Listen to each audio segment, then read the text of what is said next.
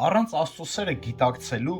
առանց Աստծո սերը ճանաչելու մենք երբեք չենք կարող նրան սիրել, էլուր մնաց նրան նմանվել։ Դրա համար ինչի համար ենք մենք ասում, որ հավատացյալին երբեք չպետք է հիշեցնես, որ գնա սուրբ գիրք կարդա, աղոթք արա եւ այլն։ Եթե դու ճաշակել ես այս սերը, դու անձամբ կուզենաս հաղորդակցվես, ել ավելի ճանաչես այս սերը, ապրես այս սիրո մեջ, նմանվես սիրո հեղինակին, նմանվես նրան քո էությամբ, փորձես, պայքարես, կռվես, բայց ապրես այնպես, որ իրոք որ ցույց տաս քո կյանքով, որ իրոք այդ սերը, այդ շնորհը հասել է ինձ։ Ինչ վերաբերում է մարդկությանը, Աստծո սերն ունի երկակի արտահայտություն։ Այն ընդհանուր է, չփրկված ուշադիր մարդկանց հանդեպ, սա կոչվում է ընդհանուր շնորհ, Մատթեոս 5:45 հայրը մեղավորին էլ է կերակրում, արդարին էլ, անձրև է բերում մեղավորին վրա էլ, արդարի վրա էլ, եւ տեսեք Մարկոսում էլ է խոսում, եւ հատուկ հավատացյալների նկատմամբ, սա կոչվում է հատուկ շնորհ, Հռոմեացիների 5:8-ը նոր կարդացինք, մի հատ էլ կարդանք, բայց Աստված իր սերը մեզ հայտնեց դրանով, որ երբ մենք մեղավոր ենք,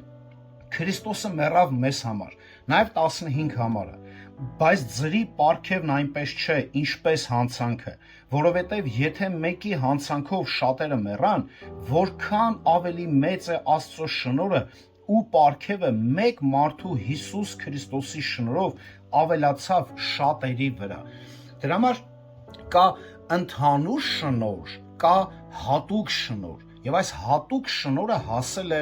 նրանց, ովքեր իրապես ճանաչում են, իրապես փրկվել են, իրապես սիրում են Հիսուս Քրիստոսին։ Դրա համար եթե մենք ուզում ենք ինքնաքննություն, որպեսզի տեսնեմ, արդյոք Հոր սերը հասել է ինձ, արդյոք ես փրկված եմ, ես պետք է տեսնեմ, արդյոք ունեմ ներքուստ բնական փափագ, ցանկություն, ամենօրյա ձգտում սուրբ կյանք ապրելու, արդյոք երբ որ գալիս է պահը գողանալու, օրինակի համար եմ ես բերում, արդյոք ես այդ պահին